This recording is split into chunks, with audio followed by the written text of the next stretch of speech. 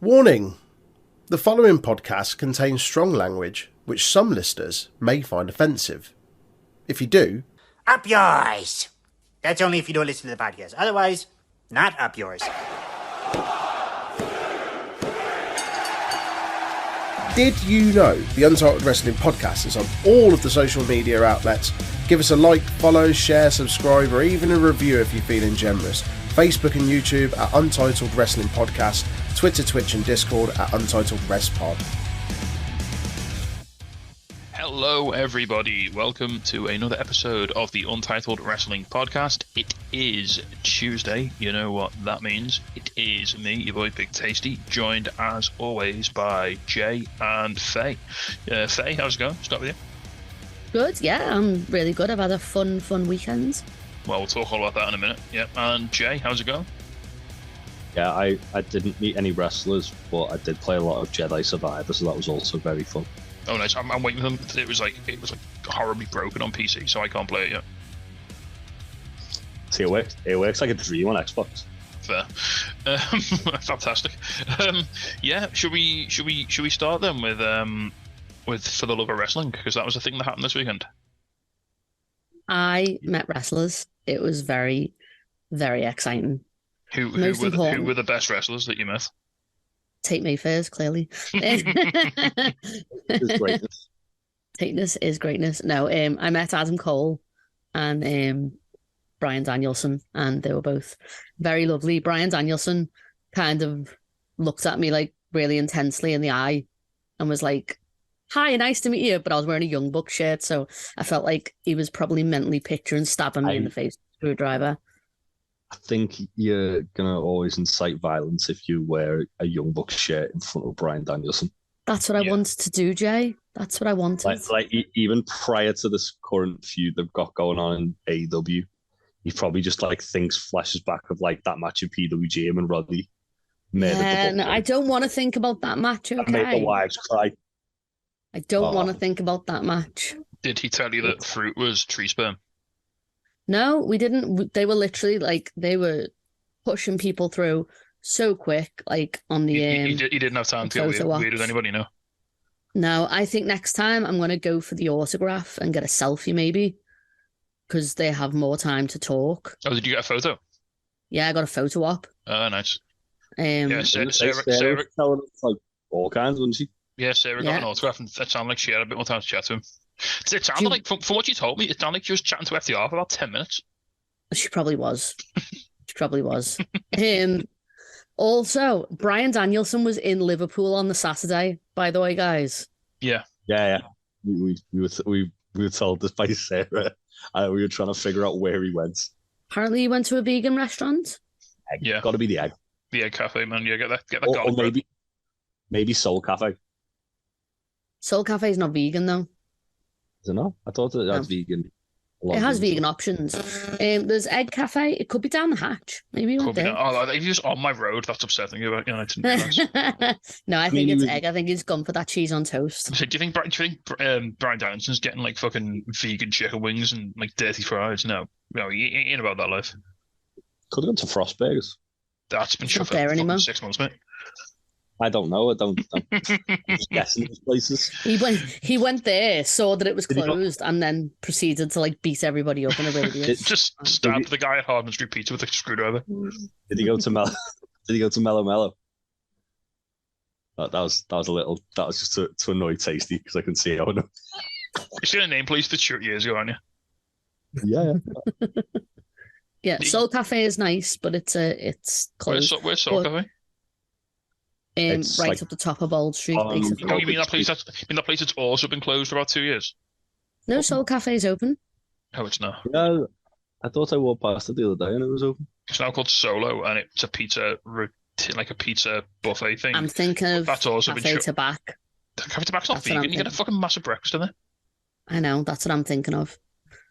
I got ribs on Soul Cafe once because I know that's not fucking vegan. I got eggs Benny in Soul Cafe once on my birthday, and this was one for Jay. Fucking, what's his name? Tommy. What's the name of that Southern guy? He used to come in the bar all the time. Tommy Hayes. Tommy Hayes walked past like a fucking mess. It was great. Like on New Year's Day morning.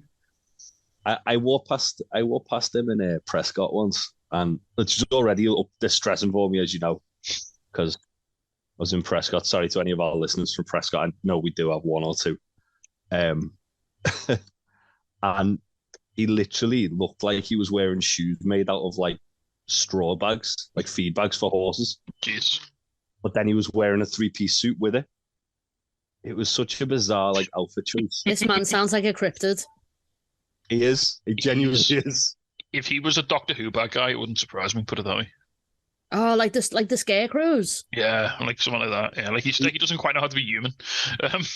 Oh, okay. And also fueled by red wine. Yeah, he talks. I don't think I want to meet him. Like he talks like a stereotypical like Cockney geezer from like an American thing where they're in England. You know, the way they go like full Cockney or like stupid posh. Like a Guy Ritchie movie. Yeah, because that's the only two accents we have in the UK. England, it's the only ones. No, that's fair. Yeah. He talks like proper Cockney, like geezer, like Guy Ritchie character. Yeah, it's You've very gotten upsetting. so far off track here, guys. Anyway, so back to it's fine. We can do that now. There's no time limit. It's great. Back to For the Love of Wrestling. So we'll get back to your sort of activities and why you didn't get there on the Saturday in a minute. My favorite thing I saw all weekend was that picture you sent us, Faye, of Juice and Tony Storm in a list card. In list card. Oh, Like, you know, what the actual fuck? They weren't even over for the love of wrestling. were they? wrestling? No, Tony was just seeing a nan. Clearly. Makes sense. If I was walking around this card and I saw Juice Robinson, I said to Nat, I was like, that would send my head fucking west. She said, I'd scream and run the other way. Like, why is Gritty alive and why is he here?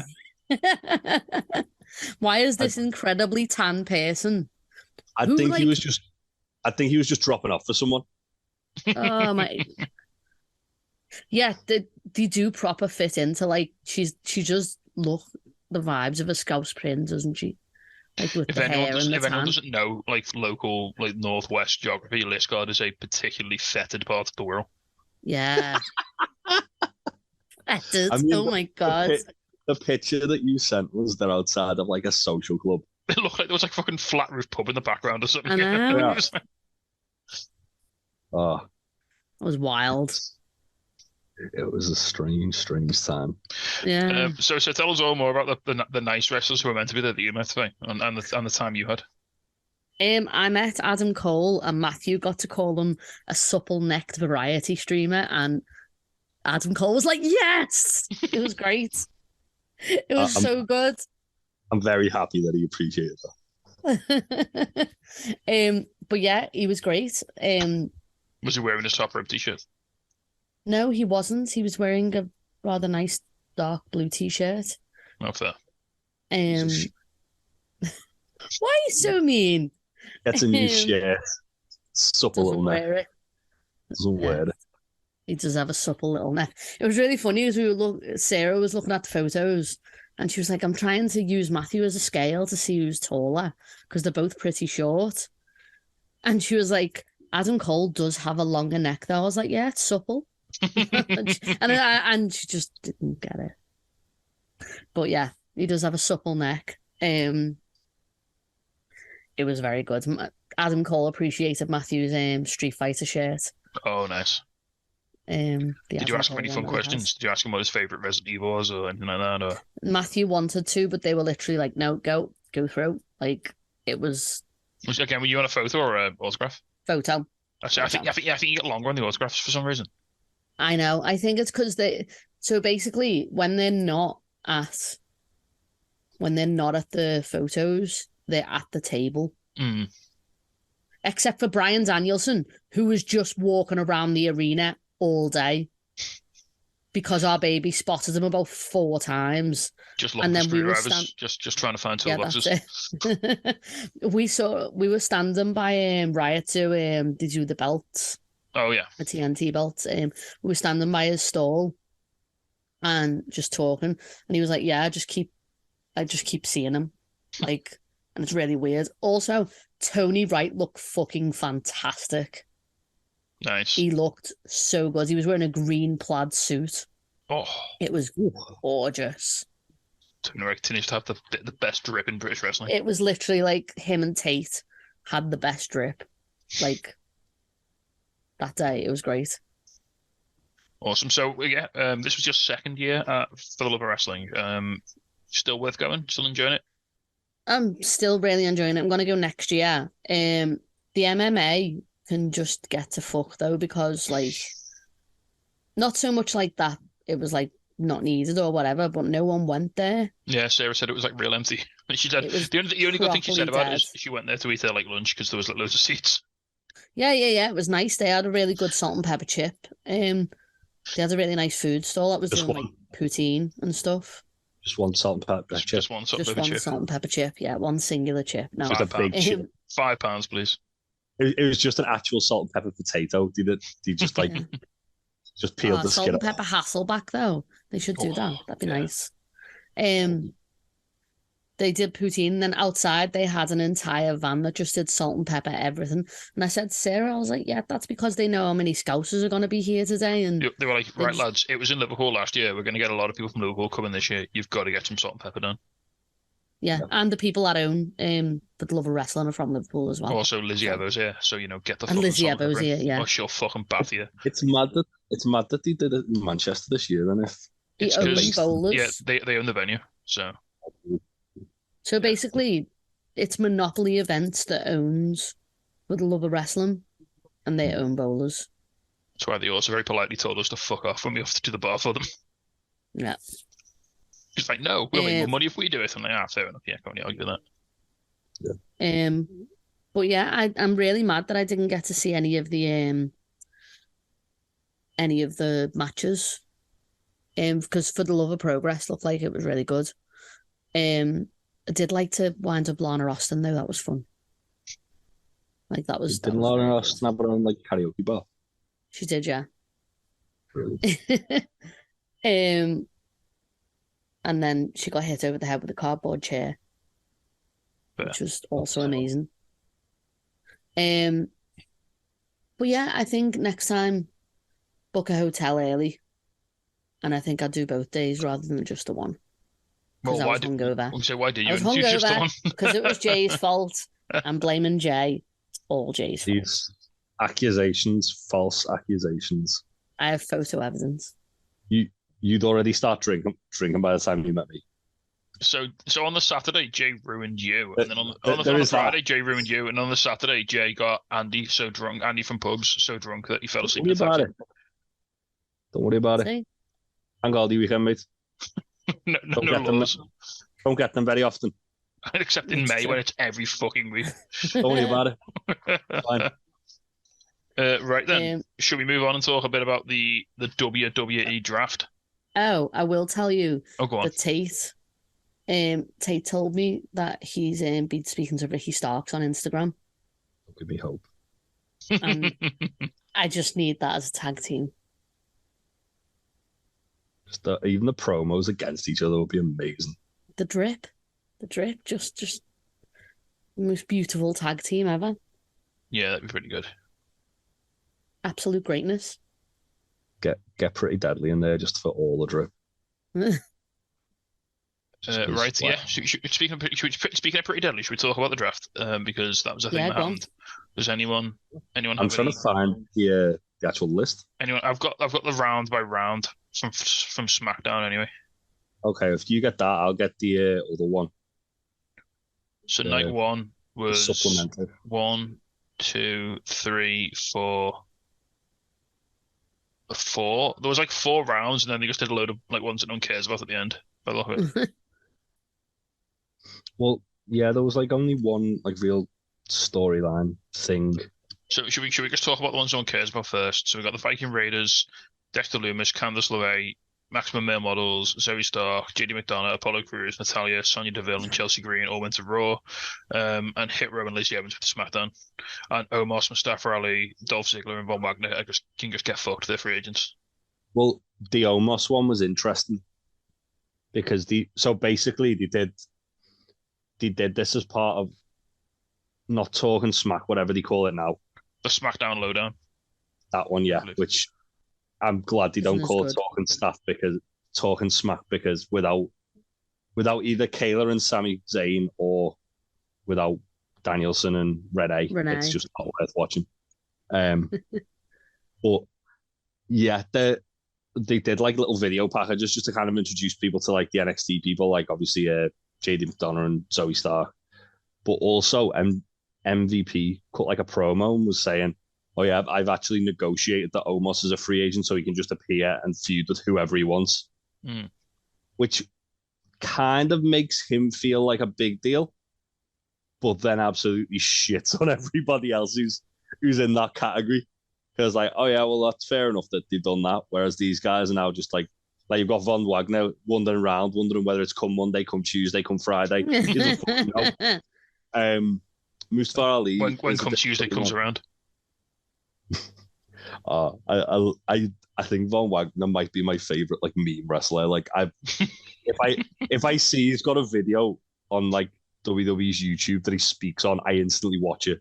I must admit, my favorite WWE thing I've seen like ever in the last like year was that promo they did where Gallus were playing pool in like an abandoned bar, and then like Brooks and Jensen came in and played pool with them, and then as they were about to leave, like Tony D'Angelo showed up, and then they all went back inside the bar. It was like amateurs. It was like kids pantomime levels of acting. It was amazing. My favorite one was Von Wagner like going up to Edris and Efe and Malik Blade. And then them like saying, "Oh yeah, do you want to come to the club with us, Von?" And he just goes, "Yeah, I got my dancing shoes," and then does like this little jig, and it was awful. It was so bad. And then he just like battered them both for no reason. Fair, yeah. And then when he got a fever dream, isn't it? Oh yeah, when he got sacked by Robbie E pretending he's Tony Khan the other week, and his response was, "Mr. Stone, I'm one of the Beverly Brothers' sons." Just Von Wagner's the best. I hope he actually genuinely gets like a push just so we can like laugh at him for being so weirdly bad. Right then, so yeah, should we move on to the draft proper? So I mean, you'll have to fill me in the details because I don't know who was on what brand. But does anyone at this point? I've got a list on Wikipedia. So round one, SmackDown chose. Apparently, you can just pick the entire bloodline, and that's fine. Yeah, that's fine. Don't worry about it. No, this is yeah, I was going to say it was so everyone got put together in a certain way, and I think the factions, it's been done weirdly because Judgment Day and Rhea have been kept separate as well. I don't like it. So the bloodline, which was Roman Reigns, Solo, and Paul Heyman, went to SmackDown. Cody went to Raw. Bianca Belair went to the Raw Women's Champion. Bianca Belair went to SmackDown, and Becky Lynch went to Raw. Like, was Rhea already drafted? Like, why was she not picked? Was that? She's on. They split it, so they have like a certain round of picks on the Monday and that are eligible, and certain round of picks on the Friday that are eligible. Right, okay. It's basically so they don't like have all like the big names go on one episode. Yeah, because if it's a draft, it makes sense to pick all the champions in the first round, surely. Exactly. So it's only like eligible talent pools on each show. Right. So then next you had the Street Profits go into SmackDown. The Imperium went to Raw. Edge went to SmackDown. Riddle went to Raw. Round 3, Bobby Lashley to SmackDown. Drew McIntyre to Raw. The OC, which is AJ Styles, Michin, Luke Gallows, and Carl Anderson, went to SmackDown. The Miz went to Raw. Damage Control went to SmackDown. Shinsuke went to Raw. That's round 4. The NXT Women's Tag Team Champions, Alba Fire and Isla Dawn, the Spooky Bitches, went to SmackDown. Indy Hartwell went to Raw. She's the NXT Women's Champion, so 2 call-ups there. Did you see as well with that? Shawn Michaels had to announce that, and he looked like he was fucking furious. They had Shawn Michaels and Road Dogg as like the guys announcing that one, and Road Dogg was just giggling to himself, while Shawn Michaels was livid that like he's just lost both his like sets of women's champions in like one fucking round of picks. Yeah, that's fair. So that was the Raw draft. Jay, have you got any info for the SmackDown one, or do you want me to find it? I've got it here. Apollo Crews was called up. Or back was he not already on? Like, I was about to say, like, back in NXT. Well, he's not now, he's in Raw. Candice LeRae stayed on Raw. Chelsea Green and Sonya Deville are both now on Raw. Dexter Lumis is in Raw. Hit Row. Sarah's clearly realised, like, you just asked me that and sent me the list. Oh wait, actually, no, isn't the next round tonight? Sorry. Yeah. So yeah, we don't know who's gone elsewhere, do we? No, but usually they like to keep kind of couples together. So I'd expect to see Gargano and Rollins staying on Raw because their partners are both on Raw. I was about to say we had a few on the SmackDown lowdown, but no one of like massive thing. JD McDonough, I'm not really bothered about that. He can stay wherever the fuck he wants as long as he's away from me. I'd like a Funko Pop. Yeah, Lacey Evans is in SmackDown. Maximum Male Models Raw. Natalia Raw. Viking Raiders Raw. And Zoe Stark got called up. Edge going to SmackDown is an interesting one. I mean, because I guess so. Well, just because it'd indicate that he might go into a feud with Roman again. Yeah. Why? What else is he going to do there? We've got free agents: Dolph Ziggler, Mustafa Ali, Omos with MVP, Von Wagner. So Von Wagner can go wherever the fuck he wants. As Jay said, it's come any day now, isn't it? It's all day, every day. Come day. Every day is come day when you're a free agent. Right. Anything else on WWE you want to talk about? I bet you're right. Von Wagner, I've got a feeling he's going to end up becoming like Theory's heavy or something. He'll end up like breaking Roman's streak or something stupid like that, won't he? Like a year down the line. Imagine. Oh, wouldn't that be weird? Imagine if Von Wagner's the guy to fucking beat Roman's streak. Put some money on it now. It's happening. I hope so. Anything else on WWE before we move on? Anything else you want to talk about? You debuted that fucking hideous belt last week. No, yeah, should we talk about that? I know Troy wants to do a thing about that, but should we just jump in front of it? Well, Troy's is going to be a bit more like in depth if it actually happens. This is just going to be this is going to be me laughing for 90 straight seconds with how bad it looks. Yeah, so it's essentially they tried to remake Big Gold Belt, but with a massive it's like they've super glued the WWE logo in the middle of it. Yeah. Mm-hmm. And it all looks like out of proportion. I got it ruined for me because Wrestle Talk did a top 10 video of the worst downgrades of belts. And the first thing he said was, doesn't it look like a bumhole? And now I can't unsee that. I just think it looks shit. It's a fucking consolation prize for whoever, because literally Triple H said it's Cody's finished the story, isn't it? Well, Cody shouldn't win it. Why does the gold around the outside of it look like the fucking thing you get for a Russian? But it is. Oh, it does look, and it's got a brown strap, so it looks like. Someone was trying to compare it to the AEW title because it's got a big logo, and but the AEW title's got fucking shit around it that makes sense, nice stuff, not just fucking. Yeah. The difference I said with that is that it's like the AEW logo within the belt is flat, and it's on its own kind of it looks like it's a part of the belt, whereas this. Mm-hmm. The WWE logo looks like they literally I'm looking at this now. The outer edge of it looks like someone just scrunched up a load of tinfoil, then flattened it back out and sprayed it gold. Yeah, it doesn't look good. It really doesn't look good. Why is the logo black when the WWE logo's never been black like that? I think if they'd moved the logo up higher, to the top of the belt. Or lower, just not had it in the center of the belt. And but then they'd have to put something in the center of the belt, and they didn't have a fucking clue what to do with it, did they? So literally, they just fucking redesign. All they have to do is redesign the big gold belt, modernization. You might as well fucking slap Cody's neck logo on there already, wouldn't you? So that's what I was waiting for. Oh, I saw something that people were speculating about on Twitter, and I hope it's not true. Imagine if that middle plate, the way they change the side plates now instead of having the name plate, Or if the middle plate's like that. And Yeah, Cody, it's just a neck tattoo on there. Oh, that's what I'm expecting. Like, thank they tried to make it seem like a really big deal by getting Seth to like cut a big Seth- promo about it as well. Seth really fucking like pulled them out of a bad position because Triple H, like, literally that promo was just, oh yeah, Roman, no one could beat Roman, and Roman's got himself now that he's got like a part-time contract, so he doesn't have to defend it every month. So let's just bring this belt in. Like, literally, they couldn't have made it feel more like a consolation prize if they tried. At least Seth, when he was like, I'm going to be like the first like world champion, made a big deal out of it.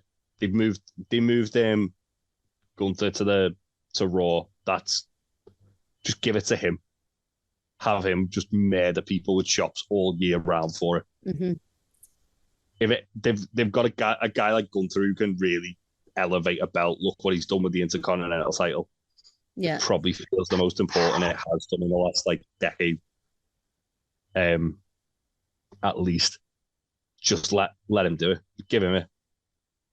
Let him go chop everyone to death.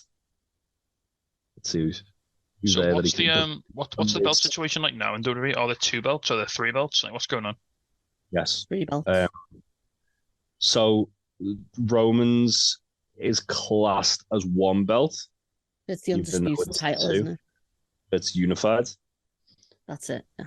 And then when in 6 months down the line, when Vince gets full power back and he decides, I'm going to have Roman win that at WrestleMania 40, it'll be fucking hilarious. Oh, yeah. It's just all confusing. Like, at least, as I say, and well, even like with the fact that they moved like Gunther to Raw, they didn't need to bring in a new world title. No, because they could have just had Gunther like as Intercontinental champion, just hold that belt as like the top belt.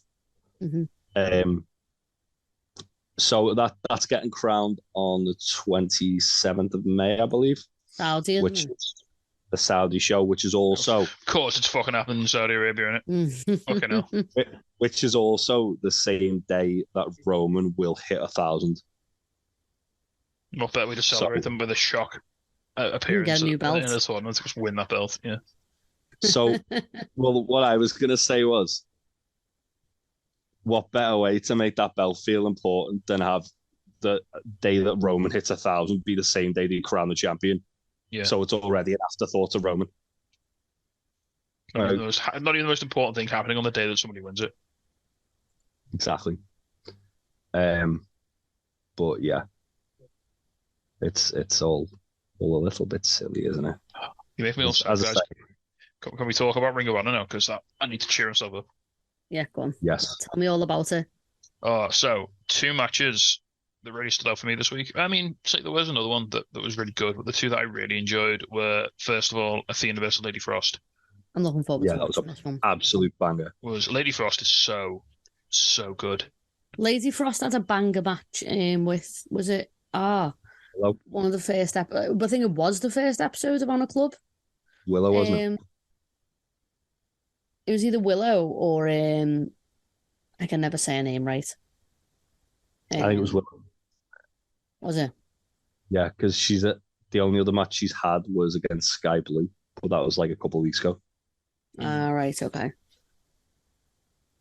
I'm pretty sure it was Willow on the first episode. Was this Sky Blue? Am I misremembering this? No, it was Sky Blue and Athena. It was Lady Frost and Athena this week. Yeah, it was a Lady Frost and Athena this week because it was Sky Blue against. I've lost me fucking. Lost your page. Wasn't Sky Blue on No, we did, because she had the stare down, didn't she, with Athena?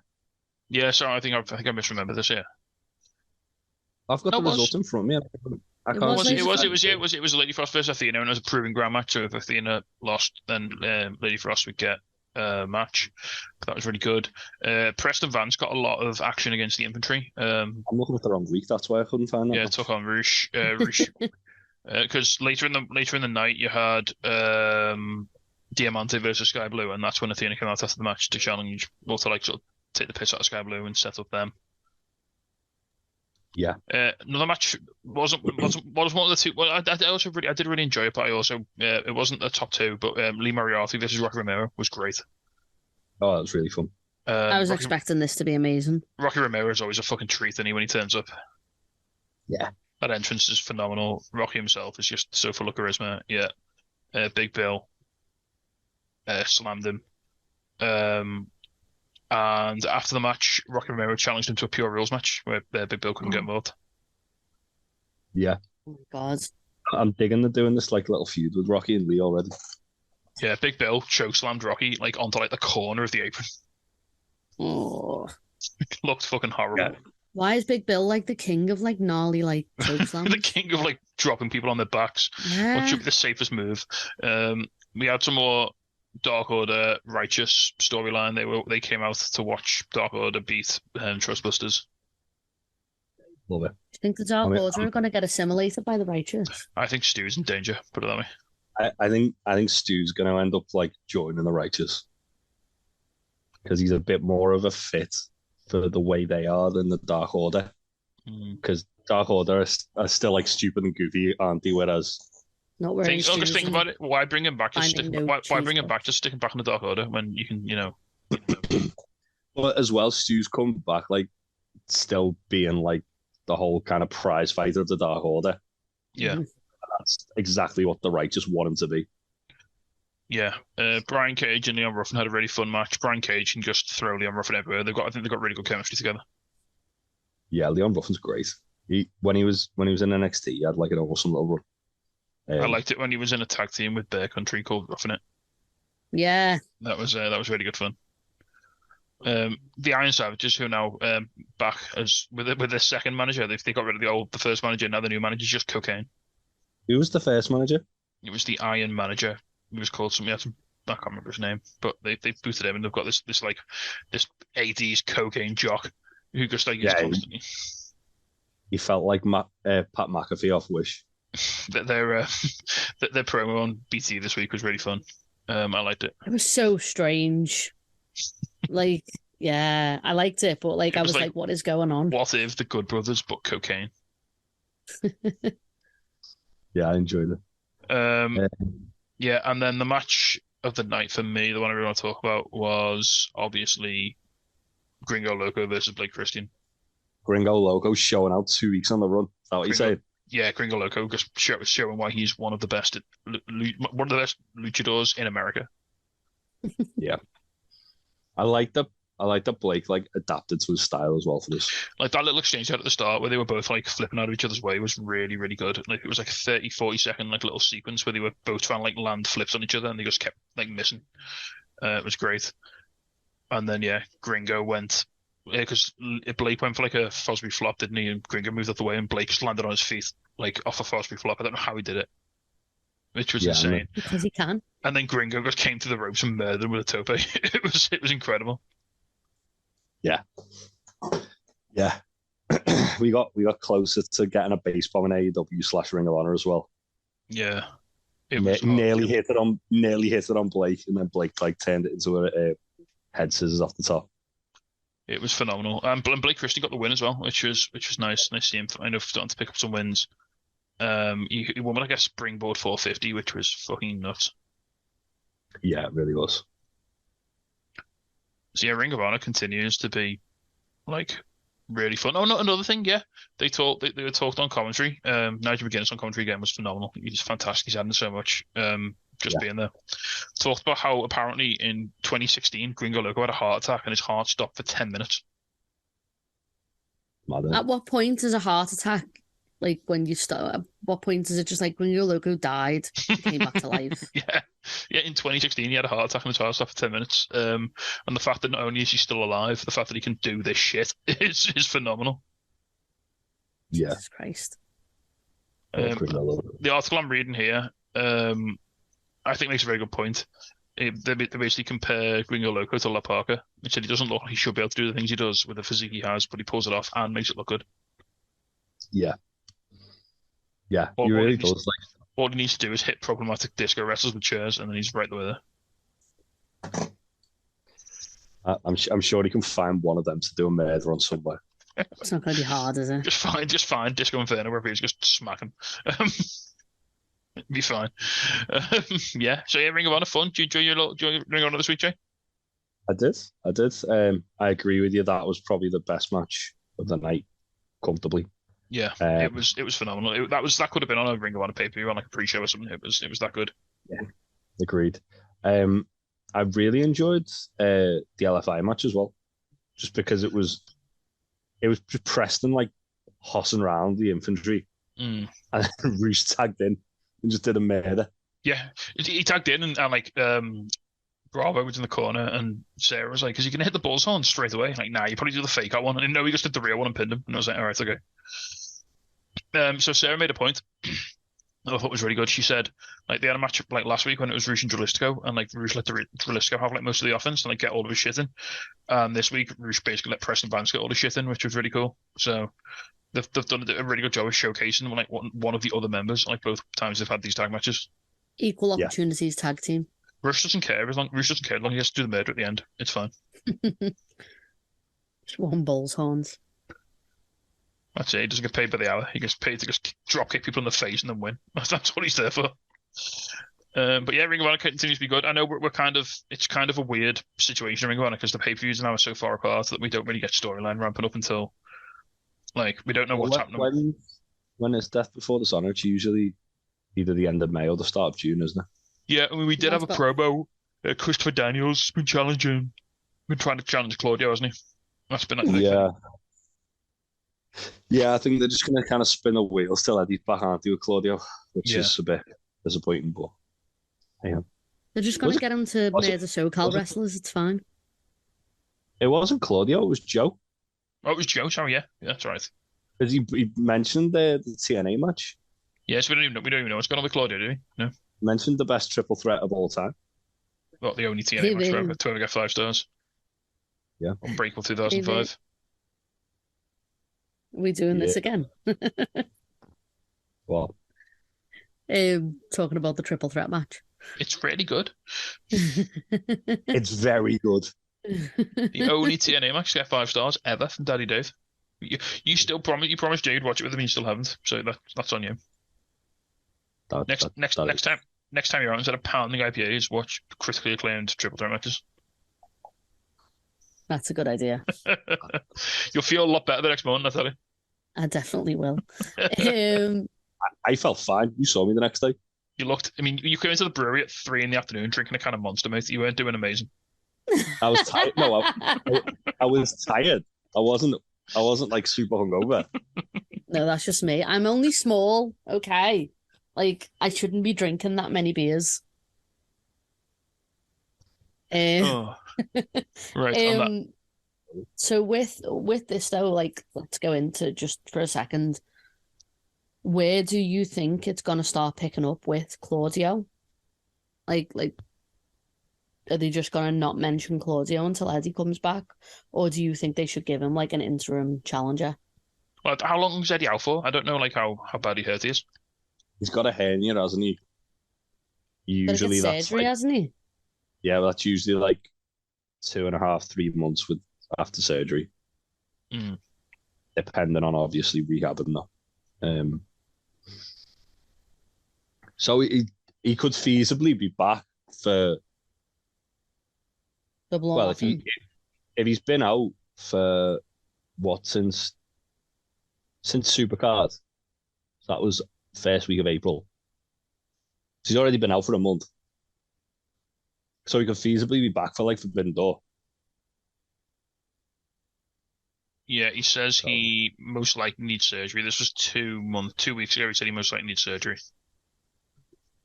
So he hadn't had it. No, so no timetable was given for when the surgery might take place or how long his recovery time will be. Damn. Yeah, he's upset. He's been dealing with it for 7 months. He blames Claudio for beating him so bad that the hernia acted up. I mean, yeah, that's fair.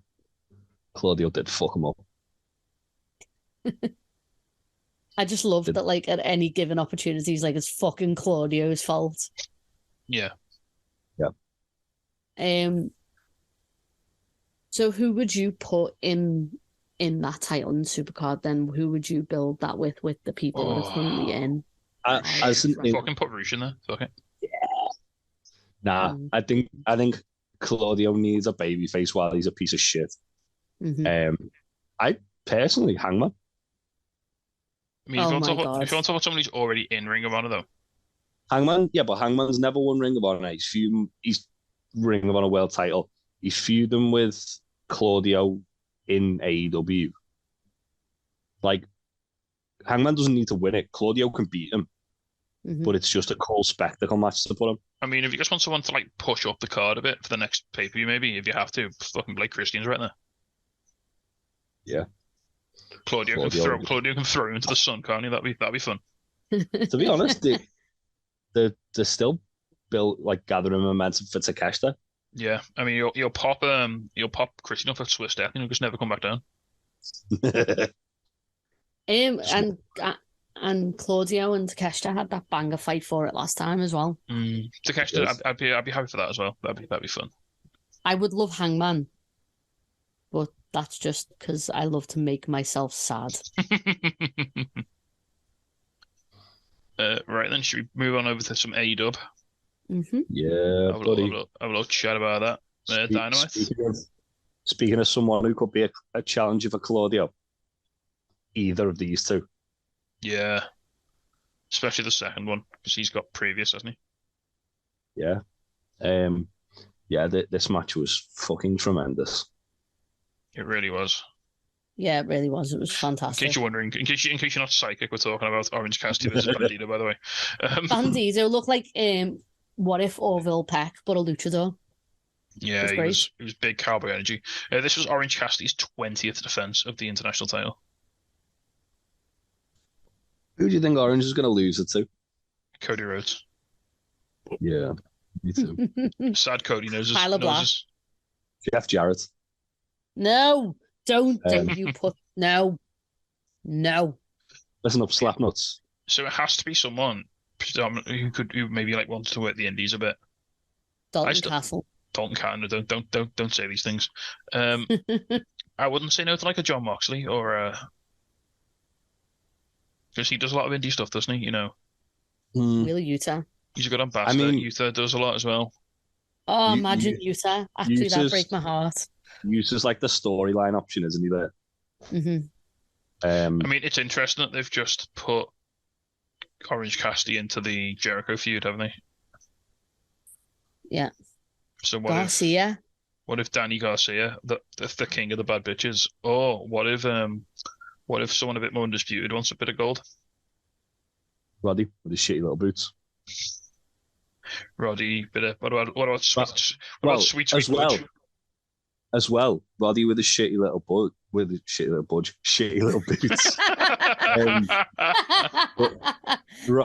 with his shitty little boots, because Chuck Taylor's the guy who said that, can do it as like a revenge onto Orange. Yeah. Chuck's boy said he had shitty little boots. Oh my god. I feel like for me, Roddy's the front runner for the Howard this year. You reckon? Yeah, I'd like that. I feel like they can have Roddy beat Cole for it in the final, and then it makes Roddy feel like a bigger deal instantly. It doesn't hurt Cole too much because they can kind of like play into the whole, oh yeah, well, they know each other so well. Mm-hmm. They're already starting to do that now as well. And then it can kind of bring back Kyle O'Reilly as the special guest referee. Kyle is also here. Cool Kyle.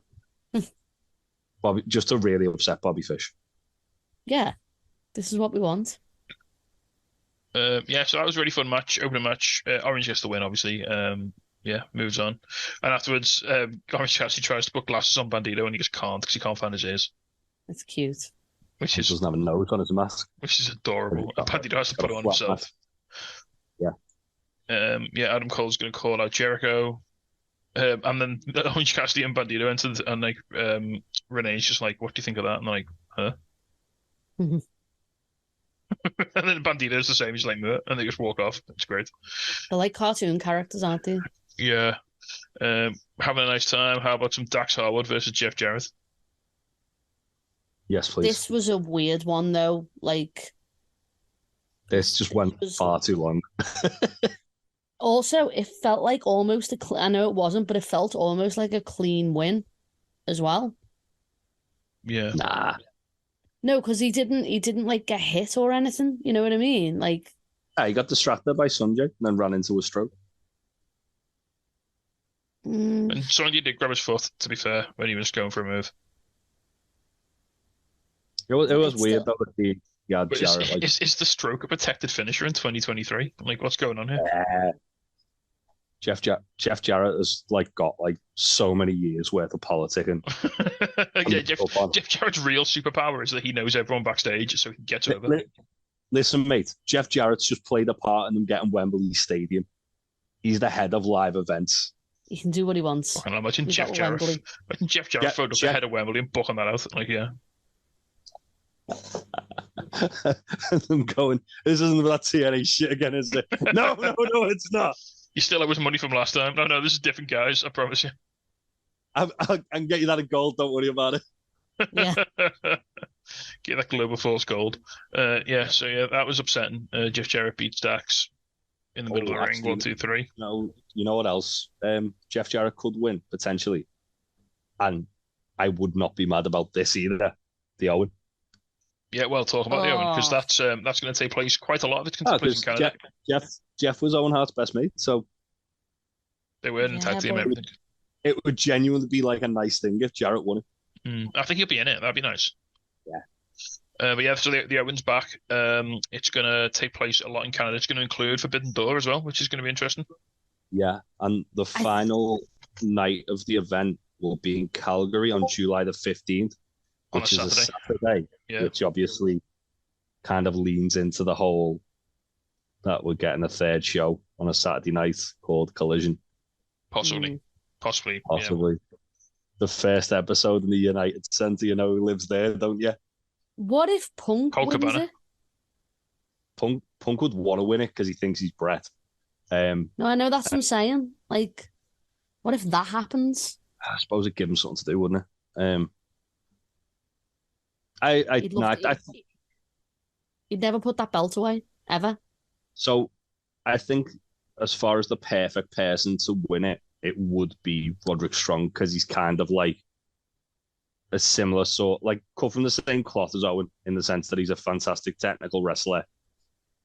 Seems to always get overlooked in like sort of like the conversation for like the best around. And again, he's just, he makes the most sense for me because of Adam Cole as well. That said, wouldn't mind seeing Jarrett win it. Punk makes sense. Punk does make sense, which I don't like. We won't know, will we, until closer to the time. Yeah, I'm glad it's back.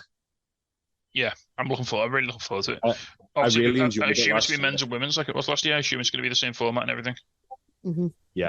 I'll have Chris win that, please. To be honest, I wouldn't, with it being belts, I wouldn't even be mad if it was like a tournament to see who gets to face like Britt and Cole. Yeah. At the show in Calgary. Or they should make a new belt every year. And we'll never see them again, like Braun Strowman's greatest story one with both. Don't worry about it. Right, next up, we had Wardlow squashing someone. Yeah, fair enough. Yeah. Christy saw us do a little stare down afterwards. Yeah, it's the same as last week. It's fine.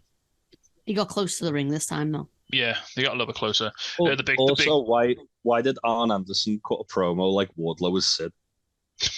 Because Arn Anderson just wants to shoot someone, mate. That's it. Does Arn Anderson think we're like 1999 WCW here? Yes. Yeah.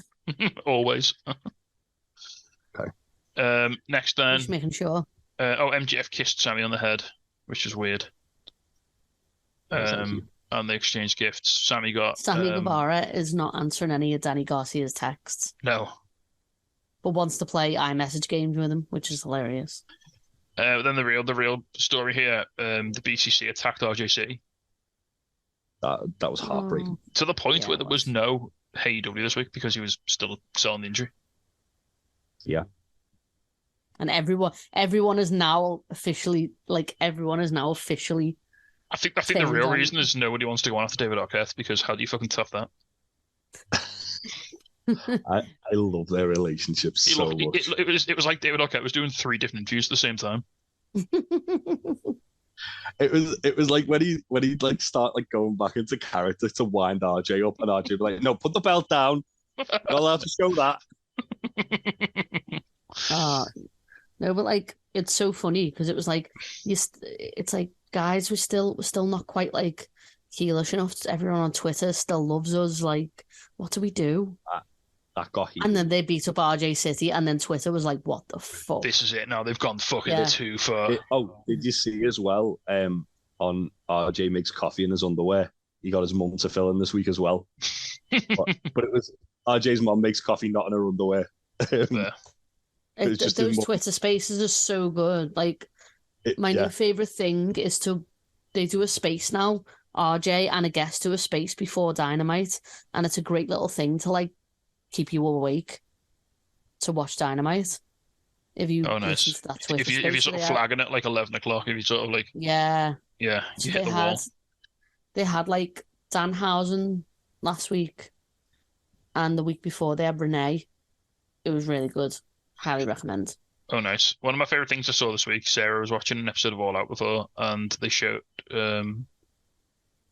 who was it? It was after Sammy's match, after the four-way match at All Out. He sort of like they followed him.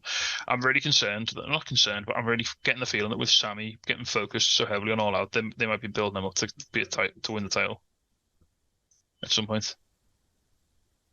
Because they're all access focuses a lot on Sammy and Ty, like a lot. I'm gonna be honest, it's just because they're like the couple who are in the limelight. So for me, this all access thing is making me like Sammy more again, though. It's doing a really good job. Sammy comes across really well, doesn't he? He really comes across as like very, very humble, which is not how he comes across on TV.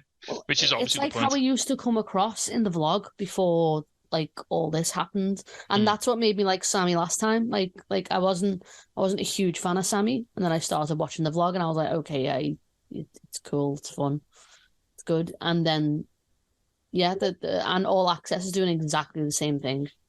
Well, my favorite thing I saw this week, so after the match, they show Sammy walking through at the backstage, part of Full Gear, and they walk into like there's like a room and like all the talent who aren't like booked or whatever, just sat around watching it on TV, and Danhausen's just sat there in like sweatpants and like a t-shirt and his full face paint. Love that. Sounds all right. Just commit to the gimmick. It's like you're just like, oh yeah, there's Danhausen. Oh yeah, he's wearing his face paint. Yeah, it's cool. Is he on the pay-per-view? No. No, he's just here. Just here to wind up RJ City, probably. Yeah, or Renee. So next up then we had Sammy versus Darby, and again, like both, like the match last week was just upsetting, wasn't it? Like Sammy Guevara was just like, I will destroy my body for this title. Like that's my goal in life now. Watch what I'm gonna do. It's gonna be dead funny. And then you add Darby into the mix, and your chance of not doing a horrible spot drastically go down. That's 15 years old today, by the way, that promo, just in case anyone's wondering. Is it? Yeah. Happy 15th birthday to the Steiner Matt promo. Fuck off, is it? Yeah. I feel old as shit. And yeah, it was a really fun match, but they ended it with the Eddie Guerrero spot. So MJF slides a skateboard into Darby, and Sammy just drops the mat and acts like he's been hit with it. So yeah, I enjoyed that. Actually. Again, not a finish you can do all the time, but when you use it sparingly, it's really effective, and it plays into the fuckery, doesn't it, of the MJF sort of Sammy thing. Mm-hmm. Yeah, I think that's one thing that AW do really well with, like countouts and DQs, is that they do use them so sparingly that apply restraint. Yeah, but when they do like bust out like that kind of a finish, it does come across as shocking. As opposed last week they had a count out. This week they had a DQ. And like they've had a though, few, like they had the House of Black get DQ'd because they just basically wanted to beat up the best friends before the match. trio title match. Yeah. So they used that, and Swerve got DQ'd, didn't he? Because he just wanted to hurt people. Yeah, but it makes sense. Like it makes sense and it's good. Yeah. Yeah. What makes me laugh though is that whenever they do one of those and Chris Jericho's on commentary, he always makes a big thing to be like, "It's such a rare thing to see in AEW," and it's just like, "Fuck's sake, shut up." Excalibur does it as well. To be fair, it doesn't work if you draw attention to it. Like, yeah, Excalibur a few times. Like, we hardly ever see these because they never happen in AEW. What's up? So after the match, Tony Schiavone goes all Teddy Long and he makes a tag team match player. Tony was frothing at the mouth on commentary, listening to this. Yeah, he was, wasn't he? Yeah. So yeah, next week because I love the way when you do that though. Taz is always getting so annoyed about it. Yeah, and you can tell Taz is getting genuinely wound up that Tony isn't telling him. So yeah, after the match, because of the extended fuckery in the two matches, there's going to be a match on Dynamite next week. It's going to be Sammy and MJF versus Jungle Boy and Darby. If Jungle Boy and Darby win, they get the 4-way. If Sammy and MJF win, it stays as a 1-on-1 match at the paper. on Twitter, Sammy put in, "I'm in the main event of Double or Nothing," and then like after the announcement, he put another tweet up and was like, "I'm in the main event of Double or Nothing," and he just basically like, it's either way, it's fine. Oh, one thing that was on Sammy's vlog this week, him and MJF actually did have like a Zoom, like a FaceTime cap played with. It was very cute. Yeah. Ty was like losing her mind. Like, what the fuck are you doing? Yeah, Ty's not happy with MJF, is she, like, with this whole situation? No. Right then, next up, Adam Cole calls out Jericho. I like this because Adam Cole was just like, "Yo, Jericho, come and fight me," and Jericho didn't show. And he's like, "Right, well, if you're not going to come and fight me, then I'm going to come and find you." And Jericho was like, "I don't want you anywhere near me, you dickhead. But my mates will beat you up." And then I'll come the JS to batter him. They come out like the fucking putty patrol in Power Rangers, don't they? They really did. Daddy Magic and Cool Hand Ange basically are like that level goon. They're like an entry level goon. Then you've got like level 1 boss, just like Then Hagar's like the equivalent of like Goldar, and then Garcia's sort of like skirting the edges, like putty patrol. Maybe like when you get like one of like the super like juiced up ones. Yeah. Because he wins he still wins matches, whereas 2.0 just don't. He has the potential to be a Ranger, Garcia. Leave him alone. I love him. Garcia's destined to just be like low level goon at the moment while he's in the Jericho verse. He's king of the bad bitches. Don't worry about it. I thought you were going to win that, Danielson. I know, but I chose even more violence and more a Young Buck shirt instead. Amateurs. Amateurs. So anyway, Cole's getting the beatdown, and there's then Bandito and Cassidy come out to help out. My new favorite. That felt so weird. That I liked it though because they were kind of like they come into like Cole's thing, and Orange's like, "What's going on?" "Oh, nothing." "Okay." And then when something was, they were the first people to answer the call. Yeah. And then Excalibur was like, "Oh, but it's still like 4-on-3." Too and I'm much, like, yeah. And like the numbers game. I thought it was going to be Kyle O'Reilly. I thought it was going to be Kyle. I was like, because you Kyle. mentioned that like Kyle's like not far off. I was like, all right, this is the kind of like the perfect opportunity to bring Kyle back here. Because he seemed okay in All Access as well, which was like Full Gear as well. Yeah. Like he's been getting interviews on that with Cole. So, but it wasn't. It was Roddy Strong. Well, when End of Heartache hit, my jaw hit the floor because I was like, nah.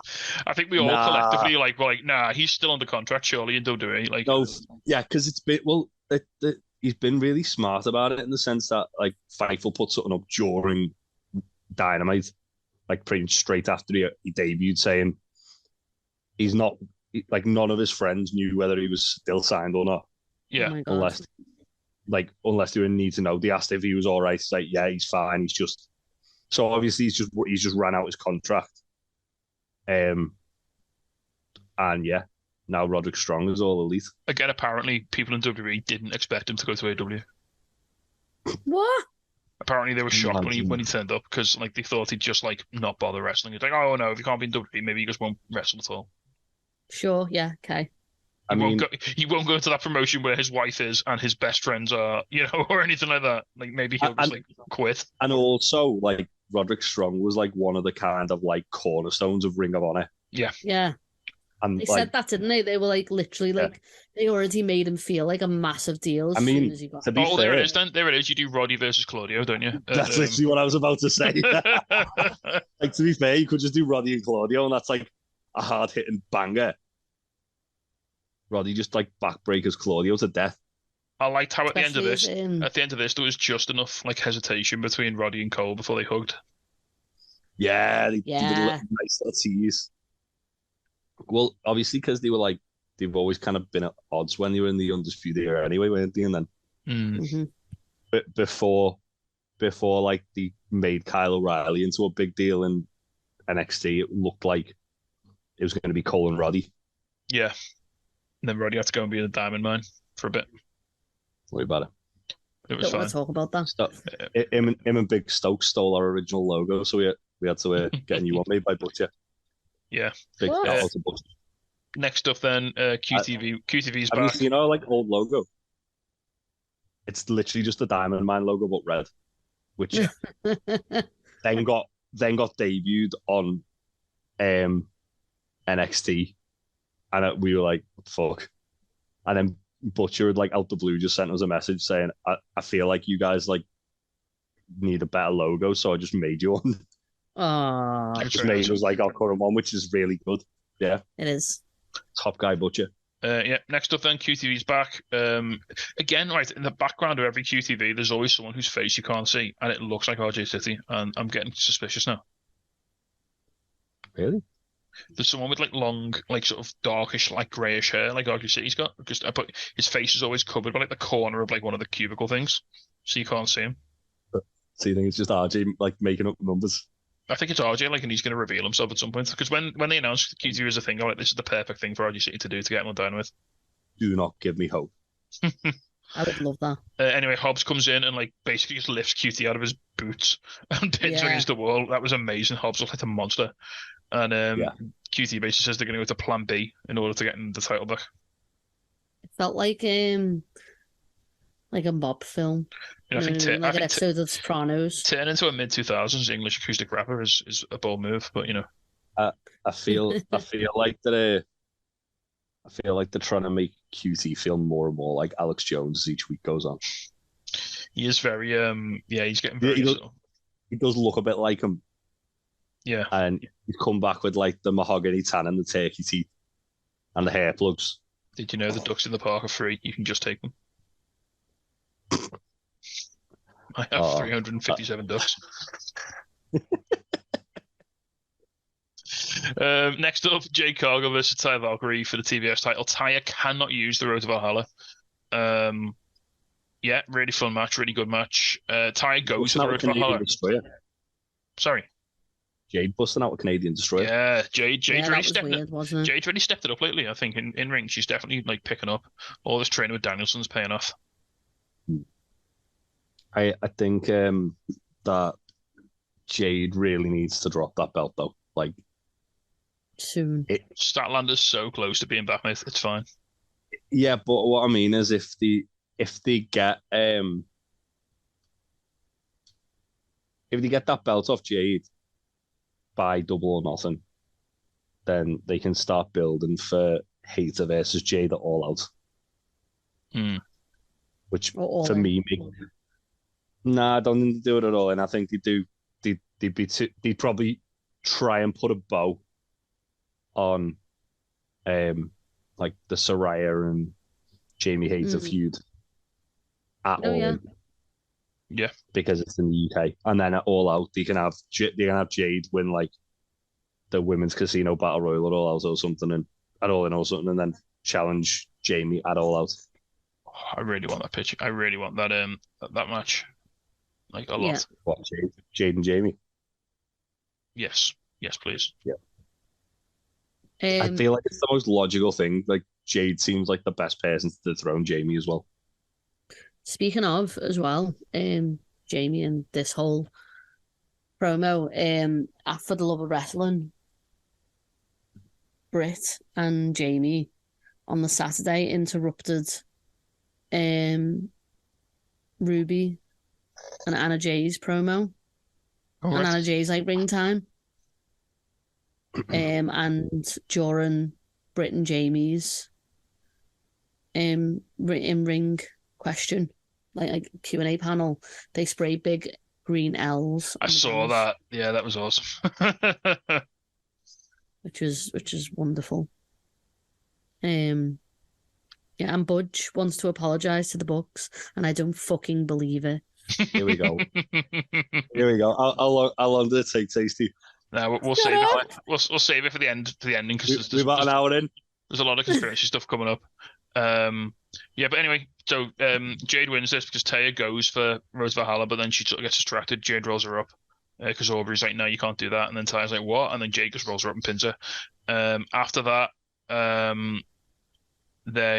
Taya goes to hit a finisher on Aubrey, which is bad shit. Oh, that was scary, wasn't it? Yeah. But the referees like managed to talk her down, and she's in a terrible mood, and she just rolls out the ring, and yeah, she's not having it. So obviously this isn't over. This is going to carry on a little bit longer. I feel like they've got themselves in an interesting position here where they don't necessarily need to have Jade lose a match by pinfall to lose the title at this point. Like they could literally do it like a last woman standing match or something at Double or Nothing, just to have it as like as thingy Taya being like, oh well, you like wouldn't let me use my finisher, so I'm not gonna have to. I'm just gonna use everything else. Yeah. Yeah. And then it protects Jade, and it means when Jade then kind of goes into that feud with Jamie, if it happens, this is again me just kind of fantasy booking going down the line. She can say, well, I've never been pinned. It took someone knocking me out to take the TBS title off me. And then again, it's got the compelling. Yeah. It's got that compelling story to it. Like little extra story beat, which AEW love doing as well, which means like they can kind of get that more compelling. Yeah, and anyway, while we're on the subject of women, and mostly Jamie Hayter, she got a promo after this match that did things to me. Mm-hmm. Jamie Hayter in a pinstripe suit saying she was going to send people to the fucking morgue. To the bloody morgue. It's the bloody morgue. Yeah. Like, oh, yeah. Yeah, that was excellent. Jamie Hayter's such a badass. She is. Yeah. Love her so much. She said, Sarah said she when she was at for Love Wrestling on Saturday, when Jamie was in the ring, she said obviously she was up north, but then she was going to go down south to see some family and have a Toby Carvery. Did you know that Blacksmith Apparel have said that they're going to make like the Riberia jackets, but Toby Carvery. Oh, nice. Just imagine that you're in Toby Carvery, you get like the last bit of gravy, and then you turn around and you just get hated because she wanted it more than you. Imagine. She wouldn't even. I'd just lay down and be like, "Here, have my gravy. It's fine." The last bit of roast beef, and she's just like fuming, just like taking the bone away. But yeah, that was awesome. Next up, then main event, Bryan Danielson comes out to do commentary, which was unexpected. It was lovely though, but fun. It was fantastic. And then the main event, we had Kenny Omega and Takeshita versus the Butcher and the Blade. I mean, I was on. Forgive me for this. I was on Reddit Squared Circle this week because I'm a terrible person. And there was a thread like, why aren't the Butcher and the Blade like getting pushed? Why aren't they winning things? And apparently, I've never heard this, but apparently someone said like neither of them want to, like because they're in their 40s, they just want to like hang around and have fun matches. They don't want to win titles. They just want to like be cool and enjoy themselves. The Blade's like trained a loads of people, hasn't he? Yeah. Within AEW and Ring of Honor. I think Andy's starting a new band as well in the next couple of weeks because he started posting about playing guitar again on Twitter a lot. I know everyone else from Every Time I Die except they've started a new band with a Dylan for Escape Plan singer called Better Lovers. Yeah, so I saw that. They've just announced their first Danny UK tour. Garcia was trained by the Blaze as well, Yes, wasn't he was. Yeah.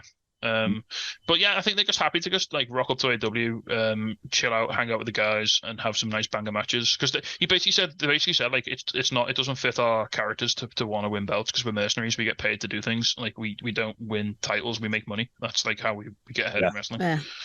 I wouldn't be upset if we got Domestic Tag Title champions eventually. I know, just give them a little transitional championship reign. I'd be all for that. I think I fucking love them. I think especially Andy, who's the Butcher, he's one of my favorite things. Yeah, this match was really good fun as well. Kip is on the outside, just getting fucking annihilated by like Kenny Terminator dives and everything. It was great. Oh my god, Kip's Danielson put over the Blade actually on commentary as well massively. Didn't? Yeah. He's like, oh yeah, the Blade. He's a guy I really admire. I was like, oh, you know.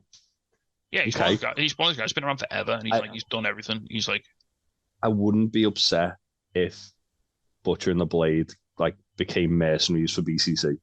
That'd be. I wouldn't. I like Kip being involved as well with them as well. I think that's really fun. It makes sense. Yeah.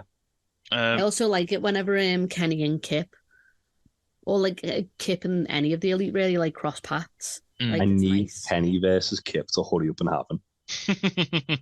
Like they've been dangling this fucking carrot for 3.5 years. Yeah.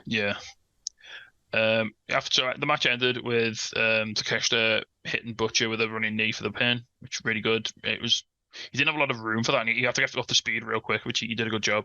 It was so surprising that Takeshita got the pin as well. Yeah, that was nice. I think there's a lot. We're going to read a lot into what happens in the next few minutes. I think. I mean, I'm shocked Faye hasn't mentioned the colour of Takeshita's gear. I'm trying not to freak out about these things, okay? I'm trying my best to behave. He was literally wearing like blue, white, and gold gear. You know who else wears blue, white, and gold gear? I know who else wears blue, white, and gold gear. Stop it.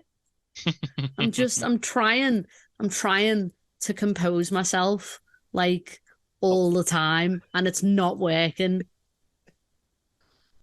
Yeah. So after I love the aftermath of this. Just to transition, I was just saying I love the aftermath. Well, tell us all about it, man.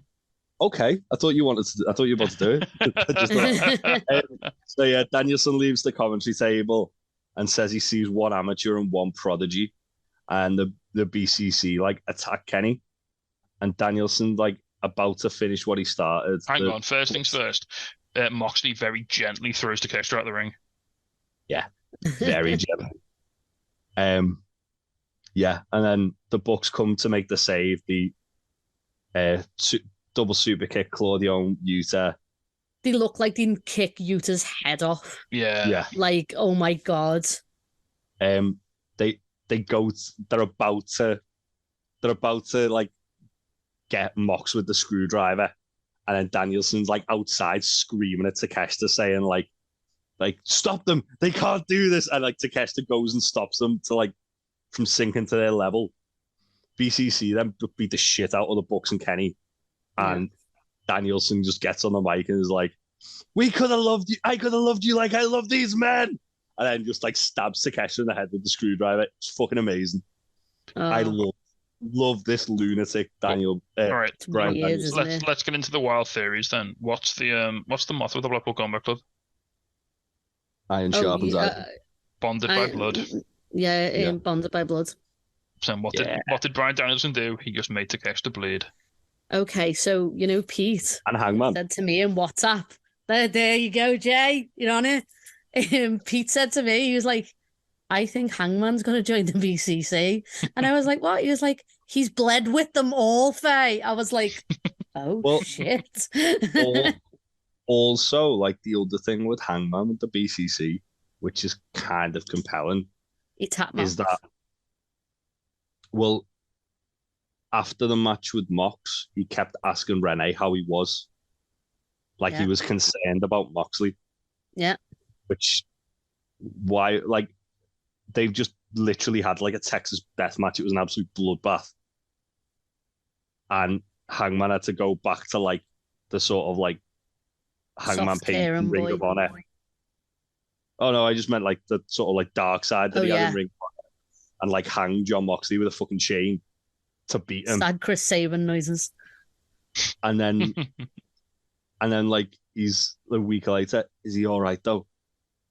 Yeah. Like he's asking these questions because he fucking respects Mox, and he even though Danielson's like horrifically bad to him all the time, he loves Danielson.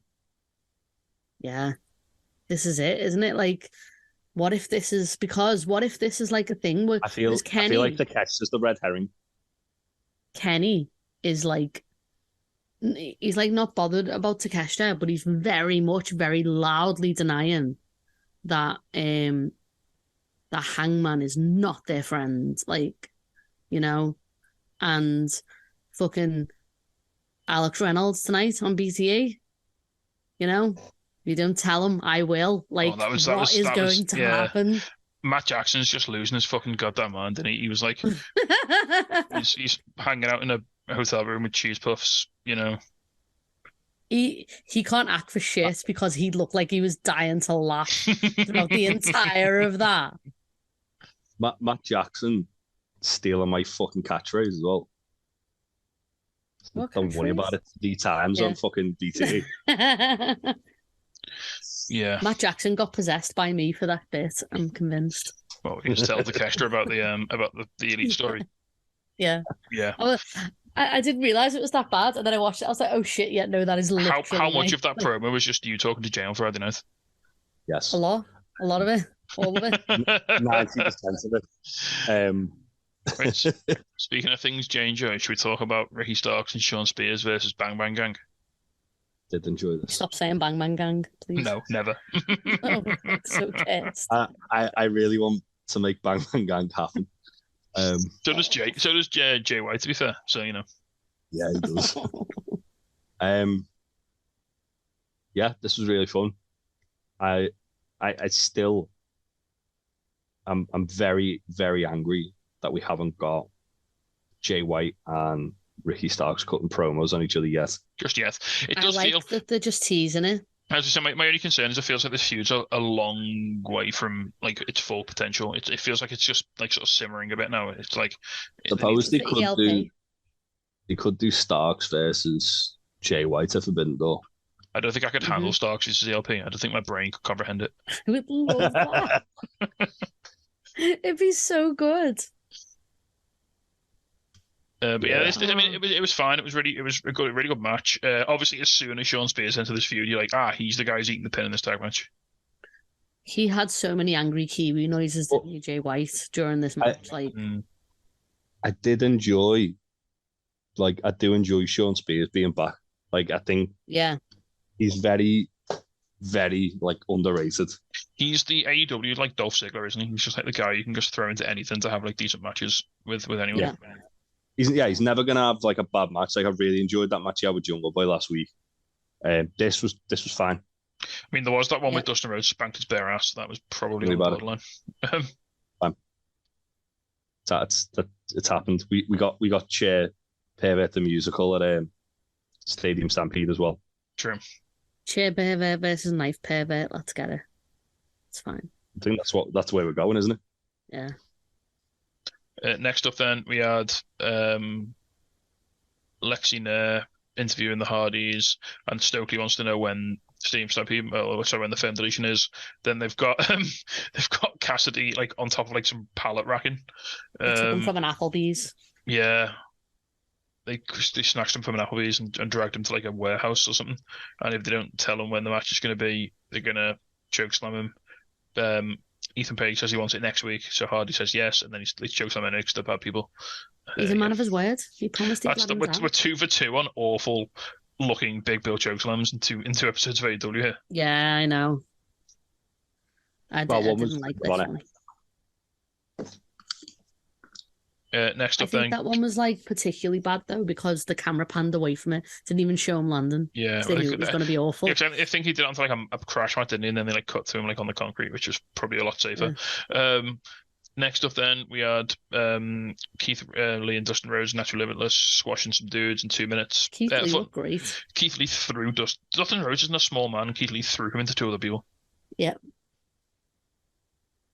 Yeah, and So, then yeah, I the like little this big stick cloak. on. Keith Lee's wizard cloak is my favorite thing in wrestling. It's phenomenal. I've probably said it about 4 times tonight, but fuck it. I don't care. After the match, Mogul Embassy appear on the ramp. Everyone's wearing a balaclava except for Brian Cage, 'cause you don't fuck with that. But Prince I Nana think has the they've most been knitted ridiculous. by like Sue. Prince Nana They has the look most ridiculous attire I've ever seen anyone wear in my entire life. It's unbelievable. I Prince love Nana. these like fluffy balaclavas though. But at what point do you get one instead of just like your regular run of the mill one? Yeah. Like some of How, them look like how, they've been hand woven. how do you describe that to the costume department? Like, what do you want? Okay, I'm going to draw you something. And it's like, oh, what the fuck They're is just this? gonna shave I Juice wanna- Robinson's back I and wa- then like I want to look like a cell. Yeah, yes. Next up, a really good Ty Mello promo, basically telling awesome. Sammy that MJF's not his friend, and she basically says, "Look at your awful new T-shirt, Sammy. Look at the little boy on it. What would that boy think if he heard what you were about to do for MJF?" you think, what the fuck am I doing on this t-shirt? You think, why the fuck did I make such awful merch? But also, what the fuck, why would I lay down for MJF? Yeah, so that was really good. Yeah, that was really fun. Next up, Anna Jay took on Ashley D'Amboise. I liked this match. I've been a little cold on Anna Jay lately. I think she's been a little bit off, but I thought this match was a bit of a return to form. I thought she looks really good in this. Yeah, She also That has was great. spooky eyes. That like neck breaker transition into the Queen Slayer was really good at the end. I really enjoyed that. Yeah, that was real nice. After the match, then Julia Hart comes in to make it for a sneak attack. Anna Jay basically just goes "fuck nah" and basically breaks her back over the ring post. Yeah, Which was nice. I'm really looking forward to that feud. I think that's going to be there's going to be a lot of character work in that, which I'm really looking forward to. Yeah. Well, they had that singles match, didn't they, on Rampage a few weeks ago? I feel like both these women have really, really upped the game recently. I would love for Julia to win the TBS belt at some point. Yeah. Next up, Daddy Ass and the Acclaimed versus some jobbers. Best part of this was the intro rap where Max Caster has a pop at Ron DeSantis and then implies that one of the guys in the ring's a paedophile based on the contents of his phone, which prompts him to run towards him, and Billy Gunn just takes him out like mid-run while Caster's still rapping, which is hilarious. Yeah, it was really fun. That was more memorable than the match, which was like literally a 1-minute squash. It's fine. Yeah. Next up, Satnam Singh and the boys say they're going to be the next AEW Tag Team Champions. No, thank you. Yeah. I'm all right, Yeah, and then it led to Cash Wheeler and Jay Lethal, which was fine. Yeah. It was a good match. There was basically FTR had Mark Briscoe as a special guest enforcer at ringside, which was designed to stop any interference, and obviously that didn't happen. No. As is the way. Sanjay's too good. He's too sneaky. I feel like this is going to lead to either a trios match or it'll probably be a trios, wouldn't it? As it say, But Mark and FTR versus Mark and FTR versus Jeff, Jay and Jay and Satnam. Satnam, yeah. You know what we haven't touched on now is that after Rampage, Kenny Omega challenged Jon Moxley to a fucking cage match. After Dynamite, sorry. Yeah. After that, we didn't touch on that. And they did announce it on Dynamite, on Rampage. What was it Moxley was saying? He was like, was it Takeshita's blood on his hands? Yeah, Takeshita's blood on it, and he licked it about 6 times. And he was like, yeah, it tastes like Kenny Omega. Yeah, it tastes like Kenny Omega's blood. And I was like, fuck it, Mox, calm down. That entire thing. Think of what you're doing to the entirety of Tumblr right now. Yeah, I can confirm Tumblr was not okay for several days afterwards. Tumblr had an absolutely normal one. Tumblr never had. I promise you, right? When the Blackpool Combat Club do absolutely anything, Tumblr goes fucking feral. They really do. Yeah. No, this was great. They announced it for a week on Wednesday. Yeah. So the 8th of May. I feel like anytime Mox and Kenny kind of get involved with anything now, it's just heightening what they've already kind of been through. Mox posted we can this on Instagram. We can Mox Wednesday, never 10th of May, Jay. posts on his social. Yeah. End of May. Oh shit! Because it's it's the 3rd of May Battle Royal on Wednesday. Yeah. Do you reckon we're gonna have something on? Because Friday's Cinco de Mayo. Do you reckon we'll have something on Friday? There is something on Cinco de Mayo. They announced it. I can't remember what the fuck it was though. Let me find out. Battle Royale, isn't it? Isn't that what that is? No, that's on Wednesday. That's the Tres de Mayo Battle Royale. Mm-hmm. They did announce something for the Cinco de Mayo Rampage. I can't remember what it was. It'd be lovely if it was like, I don't know. I mean, that'd be an ideal place to have like Thunder Rosa come back, but unfortunately she's still quite a lot injured, and she's yeah. We'll have to wait and see. Yeah, so that was it. Lethal won again by. They've had like both episodes now. They've had like someone from JJ win over FTR with fuckery, which is obviously how they're going to set up a title match. Yeah. Yeah. So there you go. That was A-Dub. Packed away. We'll have a little bit of news, shall we, to finish it all off? Yeah.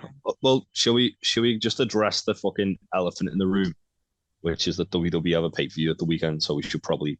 I didn't even know it, to be fair. So. Did it? Yeah, it's Backlash this weekend. Slapdash. Slapdash. To be honest, I've got the betting odds if you want them. What? Nah, it's all right. To be honest, looking at that card on paper, it's not terrible. Like, so you got in a San Juan street fight, Bad Bunny versus Damian Priest. I remember when we were covering obviously Bad Bunny before WrestleMania, and we were like, as long as he's not bad, it'll be all right. And he ended up like blowing all our minds. So yeah, I genuinely think this would be quite good. As long as you stay in the showers, eh? Don't worry about it. They're not on the streets, mate. Bianca Belair versus Io Sky. That's probably going to be an absolute good. Yeah, that'd be fun. Seth Rollins versus Omos in a match of the year candidate. The most well thought out match this year. I genuinely am excited for this one. Theory defending against Bobby Lashley and Bronson Reed, because Bobby and Bronson have had some banging interactions. Rhea Ripley versus Zelina Vega. So I don't know how gambling works because I don't gamble, but so in America they don't do like odds the way we do like 5-1 or anything like that. They do like as a number. So if it goes minus, it means they're a favorite. If it's plus, it means. So I can give you the Sky Bet odds. So Rhea Ripley is minus 10,000. Wow. I mean, yeah. And then the two big matches on the card, the Bloodline versus Kevin Owens, Sami Zayn, and Matt Riddle. Just in a normal 6-man, not any kind of like fuckery, which is weird. And Cody Rhodes versus Brock Lesnar. Which Cody's the favorite there, you know. I'd say Cody would have to be the favorite there. It's minus 300. The Brock plus 200. There's odds. They need to build Cody up to get that belt off Roman next year. Yeah. Yeah, it's fucking his odds are like next to nothing on Sky Bet. But yeah, that's the WWE pay-per-view. So I'll just throw that in there before we talk about. I forgot that was a thing. I'm actually interested about. So should have some good news to start with. Breaking news from today: Carmella and Corey Graves announced they're expecting their first child. Oh, and also Gunther and Ginny got married. Yeah, that's lovely. A nice thing. Also, this is one pretty much like exclusively aimed at Faye. And I'm sure she's going to react to this absolutely fine. Daniel Garcia hit a year as PWG World Champion today. And he tweeted out saying, I wonder if Kevin's got one more package pile driver left in him. So he basically just called out Kevin Owens on Twitter. No biggie. Oh my God. That can't happen though. Well, can't do that. So Kevin Owens is one of the longest reigning PWG champions. Yeah. It can't happen, but basically it's just Garcia saying he wants that match. because he's beat the longest reigning already, so he's going after the next longest reigning. Speaking of people calling out people in other promotions, Adam Cole also just called out Spike Trevay. So Adam Cole called out Spike Trevay, right? Spike Trevay was not in For the Love of Wrestling. Spike Trevay was in Manchester with Sunshine Machine separately, right? Spike Trevay heard about it and went to For the Love of Wrestling to confront Adam Cole. That's awesome. They were on For the Love of Progress the night before, weren't they? Yeah. So they were the bit about because FTR and Sunshine Machine had a little thing as well. Had a little thing as well, didn't he? Yeah. But yeah, I've got some breaking news. Oh, go on, hit me some breaking news. So CM Punk rocked up to Impact, didn't he, last week? He was backstage there. He played Uno backstage most importantly. At Impact, yeah. That was it. That Fightful have just dropped that little nugget of wisdom. I mean, he's not the only person who rocked up to Impact this week, is he? That's literally the news, though. It's nothing else. Yeah. It's CM Punk plays Uno backstage. Yeah, I did do that by design to try and transition to this next bit. Let's not dwell on the card games that CM Punk played backstage, because Trinity Fatu, formerly Naomi, made her debut at the Impact tapings this week. Yeah. That coat, the match with Kylie amazing. King. She's awesome. Honestly, she's genuinely one of the best women's wrestlers WWE produced, potentially ever. From their kind of performance center. Do you want a quote from Trinity about her departure? Yeah. Love one. So she said she was speaking to NBC Chicago, and she said, I feel like it was a blessing in disguise. I feel that it's allowed me to grow and become better in every way, in every aspect. Show me how strong I really am. And now I've got this new journey ahead of me, these new goals, and I'm excited, ready to step into this new chapter. I think that given how much the Impact works with New Japan Strong, and obviously New Japan Strong is dormant at the moment, but its resurgence is like the kind of comeback show. I should say they've literally just announced a show with John Moxley on, so No, that's what I mean, but that's their comeback show. They put it on like ice for a bit, didn't they? Well, aren't they just not doing a weekly show anymore? Aren't they just doing one-off shows now? I think so. A bit more like New Japan's kind of normal thing. But I would not be surprised if they ended up running Mercedes Moné versus Trinity on a New Japan show.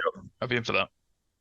Makes sense, doesn't it? There is also, they did announce. I'm trying to find the actual news because I can't find it off the top of my head. But they did announce for that resurgence show, which Faye, you should know about this actually. 2-day women's tournament, was it? For so Willow is in that. The Strong Women's title, is it? Yeah. Yeah. I know the final could be Mercedes Moné versus Willow Nightingale, and I'm struggling to kind of keep my shit together there with that one. Yeah, I can't focus on anything else. Once you tell me that, that's it. It's all over. Yeah, isn't there a few good matches on that resurgence show as well? I'm trying to find the card. Tell you who else is coming back. Ric Flair is was reported to be on Raw tonight to announce draft picks. Well, thank you. Oh, here you go. I've got it. So in one bracket, it's Stephanie Vacquer. How do you spell it? Am I saying that wrong? Probably. Probably, but I'm not too familiar with it.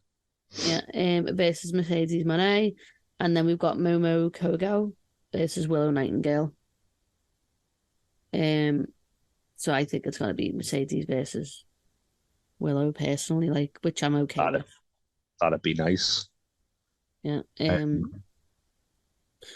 also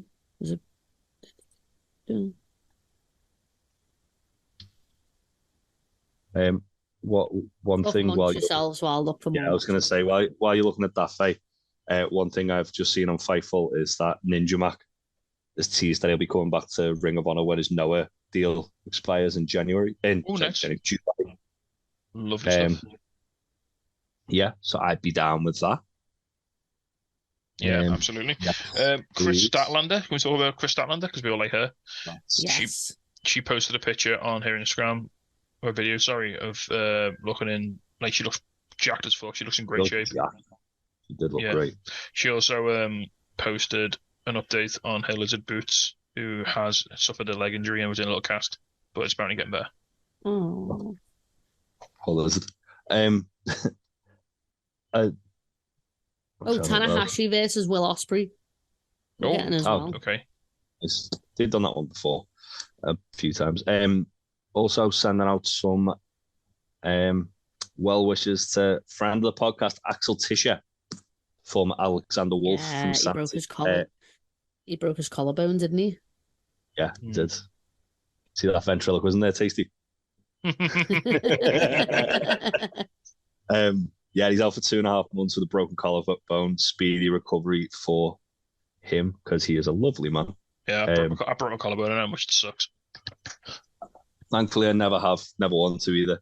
Couldn't put also on. It was horrible.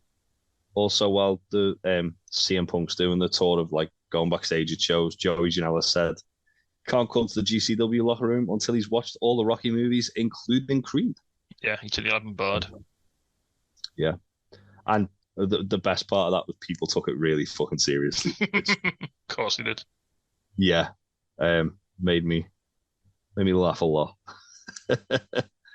Have we got any other news? Or I'm trying to find something fun to end on. Like I always turn on something a little bit out there. I mean, CM Punk called Bischoff called CM Punk a piece of garbage and a desperate little bitch for going to WWE backstage. I mean, I think calling Eric Bischoff calling anyone a desperate bitch is the pot calling the blackest kettle black. Yeah, I mean, also given the way that kind of transpired, I think there was nothing to it. No, I think it just got blown out of proportion, didn't it? Like because drama. He was doing commentary on an MMA show in Florida, and he was on the same flight from Florida to Chicago with the WWE crew. Yeah. Obviously saw some people he knew. And someone said to him, "Oh, do you want to come backstage and say hello to everyone?" And he did. I feel like that's definitely been taken far too much out of proportion, but there we go. Some impact news. Ace Austin says he and Chris Bay would love to work with FTR. That's exciting. I'd be okay with that. I'd have a little bit of that. Yeah, that'd be fun. Lizzie Evo versus Alexis Falcon has just been announced for Atomic. I saw that. Yeah. Yeah. Yes, please. And we're getting Joe Kessler. There's some really good. Trying to use this to go through a couple of these matches that are on there. We're getting Rob Drake and Joe Kessler as well, which is also gonna be wonderful to watch. When's that? The week of Big Gay Brunch? No, it's 4th of June, 7th of June. I thought it was May for some reason. And Oberman versus 2Bite as well. Okay, I think I've got our final little bizarre story to finish on. So this comes from Daddy Dave at the Wrestling Observer. It's a CM Punk thing, but it's kind of funny. So he said, okay, so the show on Monday when we were talking about the irony of the Punk thing and the thing that started all this, which was when Punk and Cabana had their falling out, when Cabana go into the show. Anyway, I've been told that the story is essentially correct, but it wasn't. This is Dave Meltzer talking. This is a stream of consciousness here. Cabana didn't go to WWE show. So the rumor was that while they were being sued by WWE, Punk and Colt fell out because Colt went to a WWE show and hung out with the guys. That was like the story that was going around. And he said, no, he didn't go to a WWE show. He actually went out for pizza with Kevin Owens, Sami Zayn, and Pac a couple of years ago. And that's what caused the start of everything, basically, because Punk felt that they shouldn't have contact with anyone in WWE because of the lawsuit. Cabana went for pizza with guys he'd known on the indies for years and was good friends with. Oh, so CM Punk having a complete normal one. Oh, yeah. Imagine getting mad because someone went out for pizza with Pac. I mean, does Pac even eat pizza? No, he just demands it. He just beat up the pizzeria person until he made him a Greg steak bake. Pac's the reason why the Pedros make a Festa baked pizza. Yes. Definitely. Absolutely. He came back. He came back to visit family at Christmas and was furious that he couldn't get a festive bake. Just put the option on if you're in the brutalizer until you agree to do it. He just threatened the pizza chef until he got one. Right Fun then. facts. I think that's it. Is there anything going on in the world of wrestling over the week that we need to be aware of? There was a fucking bizarre old dream match that was announced for the 17th of June in Zack Sabre Jr. versus Nick Gage. Yeah. Yes. Colour me intrigued over that one. He's also actually, is it this weekend? It's pretty soon, I think. It's the week after, but I'll mention it now. Zack Sabre Jr. is making his GCW debut on the 11th of May against Tony Deppen, which I'm sure there will be absolutely no shithousery in that match whatsoever. Oh no, totally above board. Probably not. Probably an absolutely normal match, nothing to report home. It's an innocent match.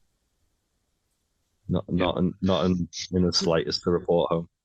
Right, on that note then, I think we'll wrap it up.